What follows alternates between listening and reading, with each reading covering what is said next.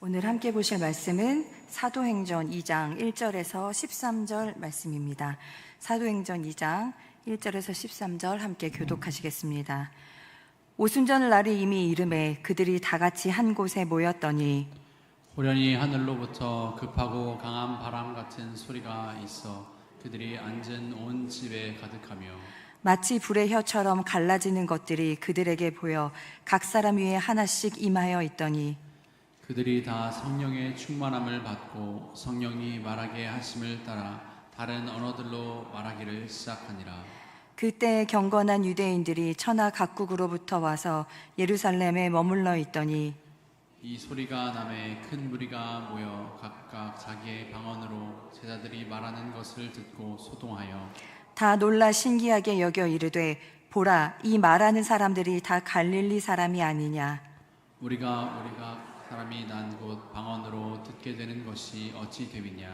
우리는 바데인과 메데인과 엘람인과 또 메소부다미아 유대와 갑바도기와 본도와 아시와 브라기아와 밤빌리아 애굽과 및 구레네에 가까운 리비아 여러 지방에 사는 사람들과 로마로부터 온 나그네 곧 유대인과 유대교에 들어온 사람들과 그레데인과 아라비아인들이라 우리가 다 우리의 각 언어로 하나님의 큰 일을 말함을 듣는도다 하고 다 놀라며 당황하여 서로 이르되 이 어찌된 일이 하며 또 어떤 이들은 조롱하여 이르되 그들이 새 술에 취하였다 하더라. 아멘. 오늘 우리가 읽은 말씀은 사도행전 2장에 나오는 정말 모두가 다 아시는 그 유명한 오순절 마가의 다락방 사건입니다. 오늘은 이 사건에 담긴 의미가 무엇인지, 또 우리는 이 말씀을 통해 무엇을 또 생각하고 고민하고 실천할 수 있는지를 한번 살펴보려고 합니다. 먼저 알 것은 이 사건은 단 한 번 있었던 사건이라는 것입니다. 이날 이후 이런 현상은 반복되지 않았고 지금까지 그런 역사가 없었고 사도행전에도 그런 이야기가 나오지 않습니다. 예전에 제가 어머니 따라서 부흥회를 참석하면 부흥사님이 오순절 마가의 다락방에 임하신 성령님이 다시 이 자리에 임하여 주셔서 우리가 방언을 받고 이런 일이 일어나게 해주세요, 이런 기도를 굉장히 많이 하셨습니다. 저도 그때 방언도 받고 굉장히 은혜를 많이 받았습니다. 그런데 이런 현상을 여러분들도 꿈꿔보신 적이 있는지 모르겠는데 저는 이게 진짜 일어날 줄 알았어요. 막 불이 혀처럼 갈라지고 하늘 바람 소리 같은 이런 소리가 나고 이게 정말 이렇게 구하면 주시는 줄 알고 그때 이제 기도를 많이 했었습니다. 그런 일이 일어나면 내가 예수님 더 잘 믿을 텐데, 그리고 우리 교회에 정말 많은 사람들이 올 텐데, 이런 생각을 했는데 다시 성경을 보고 또 공부를 하면서 이 사건은 한 번만 있었어야 되는 사건이구나, 그걸 알게 됐습니다. 오순절의 이 성령 임재 사건은요, 사람들이 원해서 간절히 기도해서 이루어진 사건이 아닙니다. 이 사건은 하나님이 계획하셨고 그 계획하신 일에 많은 이들이 참여하도록 기도를 명령하셨습니다. 그래서 우리가 합심해서 뜨겁게 구하면 똑같이 일어날 수 있는 그런 사건이 아니라는 것이죠. 그러니까 우리가 뜨거운 성령님의 역사하심을 구하고 사모하고 성령의 충만함을 구할 수는 있지만, 성경에 나온 그날의 그 현상, 그것을 구하는 것은 말씀에 대한 어떤 오해에서 비롯된 기도이다라고 할 수 있습니다. 이런 기도가 또 있습니다. 여러분 해보셨는지 모르겠는데 그 일천번제 헌금 혹시 기억나시나요? 한때 굉장히 유행을 했었는데 매일 새벽 제단에 일천번제 헌금을 이렇게 드리는 거예요. 그래서 1000일 드리는 거. 그런데 말씀을 보시면 솔로몬이 드렸던 일천번제 제사는 1000마리의 양을 한 번에 드리는 제사였었습니다. 그런데 그 제사 이후에 하나님이 솔로몬에게 내가 내게 무엇을 줄까라고 하셨기 때문에 제가 또 그렇게 기도하면 하나님이 꿈에 나타나셔서 저에게 내가 내게 무엇을 줄까 혹시 하실까 하여 저도 한번 해본 적이 있습니다. 근데 1000일을 하는 거는 어려운 것 같고 그렇게 하시는 분들 계시겠지만, 그러니까 그런 오순절 마가의 다락방에 있었던 신비한 일들, 그리고 솔로몬 꿈에 나타나셨던 그 하나님의 사건이 오늘 나에게도 이루어지면 좋겠다라는 그 바람에 집중하다 보니까 생긴 그 왜곡된 기도였다는 것을 이제 알게 됐습니다. 그리고 제가 이 오순절 사건은 하나님의 계획이었다라고 말씀을 드렸는데, 그 말은 하나님이 약속하셨고 그 약속, 그 예언의 성취라는 뜻입니다. 하나님이 말씀하신 것을 이룬 사건이었다, 이렇게 생각을 하시면 됩니다. 그래서 여러분, 사도행전 2장 이제 나중에 또 보실 텐데 이런 말씀이 나와요. 하나님 말씀하시기를, 말세에 내가 내 영을 모든 육체에 부어 주리니 너희 자녀들은 예언할 것이요 너희 젊은이들은 환상을 보고 너희의 늙은이들은 꿈을 꾸리라. 그때 내가 내 영을 내 남종과 여종들에게 부어 주리니 그들이 예언할 것이요. 이 말씀이요, 요엘서에, 구약의 요엘서에 그대로 있는 말씀입니다. 이 성령의 오심은 세례 요한을 통해서도 하나님이 이미 약속을 해주셨습니다. 마태복음 보시면, 나는 너희로 회개하기 위하여 물로 세례를 베풀거니와 내 뒤에 오시는 이는 나보다 능력이 많으시니 나는 그의 신을 들기도 감당하지 못하겠느라. 그는 성령과 불로 너희에게 세례를 베푸실 것이요. 그리고 예수님도 직접 말씀하셨죠. 누가복음에서, 볼지어다 내가 내 아버지께서 약속하신 것을 너희에게 보내리니 너희는 위로부터 능력이 입혀질 때까지 이 성에 머물라. 또 요한복음에, 내가 너희에게 실상을 말하노니 내가 떠나가는 것이 너희에게 유익이라. 내가 떠나가지 아니하면 보혜사, 성령님이죠, 보혜사가 너희에게로 오시지 아니할 것이요 가면 내가 그를 너희에게로 보내리니. 그러니까 이 성령님이 이렇게 이 땅에 오시고 이 오순절 마가의 다방의 이 사건은 다 하나님의 약속이었고, 그 약속, 그 예언이 성취됐던 현장이다. 그러니까 기도를 열심히 해서 받은 것이 아니라 하나님이 주시려고 하신 것이었기 때문에 일어난 사건이다 라고 기억을 하셔야 됩니다. 그래서 우리는 우리가 원하는 것을 열심히 구하는 것보다 하나님이 성경을 통해 무엇을 약속하셨는지, 무엇을 명령하셨는지 먼저 찾는 것이 중요합니다. 하나님의 약속을 기다린 120명의 제자들처럼 하나님의 약속대로 하나님이 주시겠다고 하신 곳에 가서 있어야 받을 수 있는 거잖아요. 그래야 하나님을 경험하고 하나님이 주시는 복을 받을 수 있습니다. 구하는 것보다 듣는 것이 먼저고, 대충 알고 열심히 뛰는 것보다 먼저 하나님을 바로 아는 것, 하나님의 말씀을 듣고 보고 배우고 이해하는 일에 열심을 내는 것이 더 중요하다는 것입니다. 그럼 이렇게 하나님이 주도하신 이 계획하신 이 사건의 의미는 무엇이냐? 이제는 성령의 시대, 새로운 시대가 시작되었음을 하나님께서 공식적으로 선포하시는 어떤 하나님의 선언입니다. 앞서 누가복음 1장에서 예수님의 승천 장면이 나오는데요, 그건 그동안 이 땅에서 이루셨던 예수님의 사역이 공식적으로 종료가 되었다라는 것을 알려주는 장면이고, 오늘 이 장면은 다시 성령님의 역사하심으로 이제는 새로운 시대, 성령님이 역사하시는 시대가 시작되었다라는 것을 선포하고 있다는 말씀입니다. 그래서 이 새로운 시대를 시작하기 전에 우리 지난주 이희무 목사님을 통해서 들으셨을 텐데 제자 충원이 있었습니다. 마띠아라는 제자 충원이 있었죠. 가룟 유다를 대신해서 그 공석의 자리를 메웠습니다. 그러니까 과거의 흔적도 깨끗하게 지우고 새로운 시대를 맞이한 것입니다. 그러면 성령의 시대가 시작되면서 어떤 일이 시작되었냐, 이제 이게 중요하죠. 이날 성령님이 임하셔서 일어난 현상, 그것이 무엇입니까? 방언도 받고 여러 현상이 있지만 가장 중요한 것, 하나님의 큰 일을 다 알아듣기 시작했다는 것입니다. 복음의 보편화. 죄송합니다. 이에 대한 설교를 많이 들으셨겠지만 오늘은 어떤 그 현상이 아니라 그 결과에 집중해서 저희가 살펴보려고 합니다.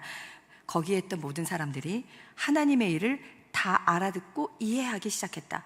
과거 예수님이 이 땅에서 활동하실 때에는 육신을 입고 계셨기 때문에 한계가 있으셨어요. 그러니까 복음을 듣는 자들, 예수님을 만나서 새로운 삶을 살게 된 이들 전부 이스라엘이라는 이 땅 안에서만 일어났습니다.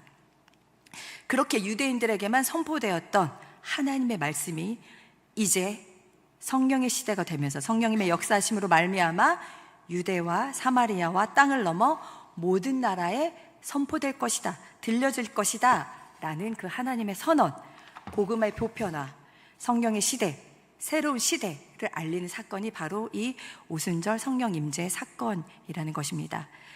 예수님의 죽으심으로 죽으시고 부활하심으로 이제 더 이상 제사는 드리지 않게 됐고요. 제사는 폐지되었고 이제는 말씀의 시대가 시작되었습니다. 그래서 성령을 받은 자들이 하나님의 말씀을 전하는 증인이 되고 그 증인들이 모이는 곳에 교회가 시작되었습니다. 이것이 성령의 시대, 새로운 시대의 가장 중요한 특징입니다. 그래서 오늘 읽은 이 다음 말씀에 바로 나오는 것이 베드로의 전도, 베드로의 말씀 선포. 저희가 앞으로 이제 쭉 사도행전을 묵상하실 텐데 성령을 받은 이들이 어떻게 말씀을 전하고 어떤 일이 일어나는지 여러분들 궁금해하시면서 같이 묵상하시면 참 좋을 것 같습니다. 그리고 이날 이후로 이제 저희가 교회가 시작되었다고 말씀드렸는데 이 처음 교회의 모습을 저희가 잘 기억하셔야 합니다. 그래서 우리 교회가 지금 어디로 가고 있지? 우리 교회는 얼마나 건강한지 이걸 말씀을 통해 그 성령님의 임하신 이후에 그 첫 교회의 모습을 통해 저희가 확인해 볼 수 있다는 것이죠. 여러분 교회, 성도들이 모인 곳 그곳이 어떤 곳이냐? 저희 2장에도 나오고 3장에서도 반복해서 나오는데요. 사도의 가르침을 받아 서로 교제하고 떡을 떼고 기도하기에 힘쓰고 여기까지는 익숙하시죠? 근데 또 이게 나와요. 믿는 사람이 다 함께 있어 모든 물건을 서로 통용하고. 제가 이 말씀을 읽다가 혹시 착한 마켓이 이런 사역이 아니었을까라고 제가 농담으로 드렸습니다. 또 자기 재산과 소유를 팔아서 각 사람의 필요를 따라 나눠주며 마음을 같이하여 성전에 모이기를 힘쓰고 집에서 떡을 떼며 기쁨과 순전한 마음으로 하나님을 찬양했다. 그랬더니 온 백성에게 교회가 칭송을 받았고 하나님께서 그 결과로 구원받는 무리를 더하게 하셨다. 이게 이제 2장 3장에 나오는 교회의 모습입니다. 복음을 듣고 믿고 성령님과 동행하는 이들이 모여서 말씀을 배우고 차별 없이 모두 모여서 함께 식탁의 교제를 나누고 공동체 안에 빈부의 격차가 없고 자신의 소유를 내어주어 서로 사랑하는 일에 힘쓰고 기쁨이 넘치니 주변 사람들에게 칭찬을 받고 그 결과로 하나님이 날마다 구원받는 무리를 더하게 하셨다. 그곳이 바로 교회입니다. 그런데 여러분, 제가 지난 열왕기하 설교 때 하나님이 이스라엘을 처음 만드신 목적, 아브라함에게 말씀하셨던 하나님의 그림 죄송합니다. 혹시 냉방병 걸리신 분 계신가요? 죄송합니다. 창세기 18장 18절에서 19절 말씀에 이런 게 있었어요. 제가 읽어드릴게요. 아브라함은 강대한 나라가 되고 천하 만민은 그로 말미암아 복을 받게 될 것이 아니냐. 내가 그로 그 자식과 권속에게 명하여 여호와의 도를 지켜 의와 공도를 행하게 하려고 정의와 공의를 행하게 하려고 그를 택하였다. 이는 나 여호와가 아브라함에게 대한 말을 이루려 함이라 라고 하셨어요. 자, 그런데 이제는 누가 이 일을 이루어야 하냐? 예수님을 믿는 우리가 아브라함의 자손이고 이스라엘로 부르심을 받았다라고 성경을 기록합니다. 베드로전서 2장 9절에 이렇게 나오죠. 너희는 택하신 족속이요 왕같은 제사장들이요 거룩한 나라요 그의 소유가 된 백성이니 우리가 이제는 그 아브라함에게 보여주신 하나님의 일을 이루어야 하는 우리가 하나님의 자녀가 되었다, 거룩한 백성이 되었다, 이렇게 성경이 가르쳐주고 있는 것입니다. 자, 그런데 이런 하나님의 뜻을 하나님이 아브라함에게만 보여주셨을까요? 그러면 구약의 이야기다 저희가 생각할 수 있는데 이게 예수님에 대한 예언에도 나와 있습니다. 저희가 함께 읽을 텐데요. 이사야서 11장 1절에서 10절 말씀입니다. 이사야서 11장 이제 한 절씩 교독하시겠습니다. 이새의 줄기에서 한 싹이 나며 그 뿌리에서 한 가지가 나서 결실할 것이요 그 위에 여호와의 영 곧 지혜와 청명의 영이요 모략과 재능의 영이요 지식과 여호와를 경외하는 영이 강림하시리니 그가 여호와를 경외함으로 즐거움을 삼을 것이며 그의 눈에 보이는 대로 심판하지 아니하며 그의 귀에 들리는 대로 판단하지 아니하며 공의로 가난한 자를 심판하며 정직으로 세상의 겸손한 자를 판단할 것이며 그의 입에 막대기로 세상을 치며 그의 입술의 기울로 악인을 죽일 것이며 공의로 그의 허리띠를 삼으며 성실로 그의 몸의 띠를 삼으리라. 그때 이리가 어린 양과 함께 살며 표범이 어린 염소와 함께 되오며 송아지와 어린 사자와 살찐 짐승의 기사 어린아이에게 암소와 곰이 함께 먹으며 그것들의 새끼가 함께 엎드리며 사자가 소처럼 풀을 먹을 것이며 젖먹는 아이가 독사의 구멍에서 장난하며 젖된 어린 아이가 독사의 굴에 손을 넣을 것이라. 내 거룩한 산 모든 곳에서 해됨도 없고 상함도 없을 것이니 이는 물이 바다를 덮음같이 여호와를 아는 지식이 세상에 충만할 것임이니라. 그날에 이새의 뿌리에서 한 싹이 나서 만민의 기치로 설 것이요 열방이 그에게로 돌아오리니 그가 거한 곳이 영화로우리라. 아멘. 여러분, 예수님에게 오실 메시아에게 여호와의 영, 곧 성령님이 강림하셔서 그분이 뭘 하시냐? 하나님의 나라, 힘으로 다스리는 나라가 아니라 하나님이 다스리는 하나님의 나라, 정의와 공의로 다스려지는 하나님의 나라를 세울 것이다. 소와 곰이 함께 먹고 사자가 다른 동물을 잡아먹는 게 아니라 소가 먹는 풀을 함께 먹는 그 평화로운 곳, 갓난아이와 독사가 함께 장난칠 수 있는 세상, 그때 세상은 하나님이 어떤 분인지 다 알게 될 것이다. 하나님을 아는 지식으로 충만할 것이다 라는 말씀입니다. 여러분, 이 예언의 성취가, 이 예언이 어떻게 성취되었는지 저 이것도 같이 한번 보실게요. 누가복음 4장 16절에서 19절 말씀 교독하시겠습니다.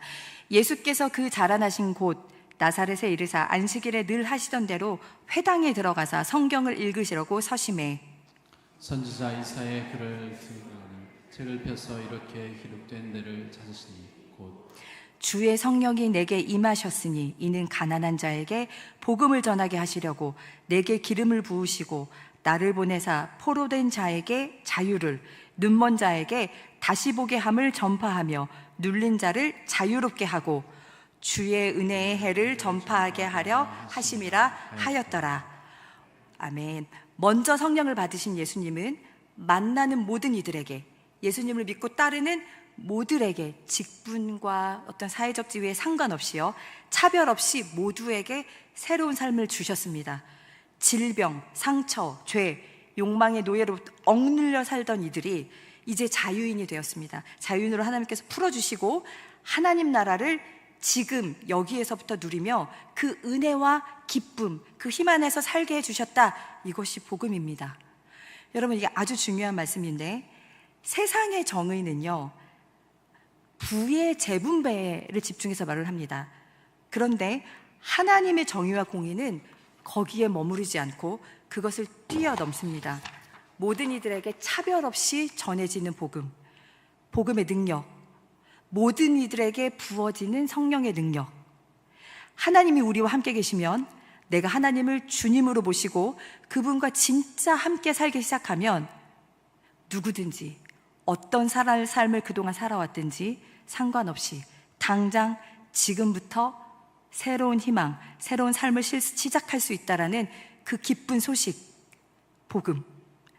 그 성령을 받은 이들이 욕망과 질병, 죄로부터 자유함을 받아서 자신의 소유라고 여기던 것을, 자기가 갖고 있는 가장 좋은 것을 세상에 내어놓아 함께 사는 모든 이들이 함께 하나님 나라를 누리게 된다는 그 기적, 그것이 성령의 역사입니다. 그래서 세상의 정의와 하나님 나라의 정의는 다릅니다. 세상의 정의는 또 다른 힘, 법, 통제, 그것으로 이루어지는 정의이지만 하나님 나라의 정의와 공의는 오직 성령의 능력으로, 복음의 능력으로 실현되는 곳입니다.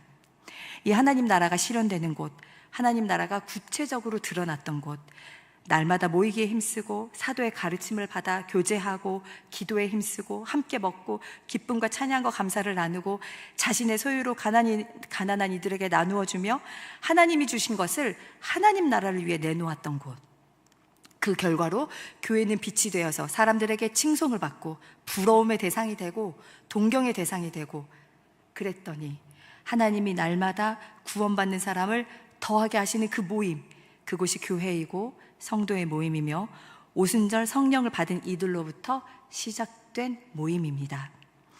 여러분, 말씀을 정리하겠습니다. 오늘 본문 2장 1절에서 13절을 저희가 읽었는데요, 이걸 또 두 부분으로 또 나눠서 읽을 수 있거든요. 하나는 2장 1절에서 4절이고 이 2장 1절에서 4절은 하나님의 말씀을 듣고 기도하며 기다린 자들의 이야기, 오순절 마가의 다락방에 성령을 받아서 앞으로 하나님 나라의 주역이 될 사람들의 이야기고요. 5절에서 13절은 찾아와서 구경했던 사람들의 이야기입니다. 듣고 소동하고 놀라고 신기하고 당황하고 또 마지막 누군가는 조롱했다. 여러분은 어디에 속하시겠습니까? 하나님 나라의 주인공이 되어서 그 기쁨을 증거하면서 누리면서 사시겠습니까? 아니면 그 주변을 맴돌면서 놀라거나 당황하는 그저 주변인으로 머무시겠습니까? 우리는 약 2000년 전에 시작된 그 성령의 시대에 여전히 살고 있습니다. 예수님이 그러셨죠. 너희가 악할지라도 자식에게는 좋은 것을 가장 주지 않느냐. 하물며 하나님 아버지께서 구하는 자에게 가장 좋은 것, 성령을 너희에게 주시지 않겠느냐. 여러분, 성령의 충만함을 사모하십시오. 성령의 충만함을 받으십시오. 성령의 충만함을 받아 하나님 나라의 증인으로, 그 주역으로 그 복을 누리며 그 기쁨을 전하며 그 능력 있는 자로 살아가는 저와 여러분, 그리고 우리 중앙교회가 되기를 기도합니다. 아멘.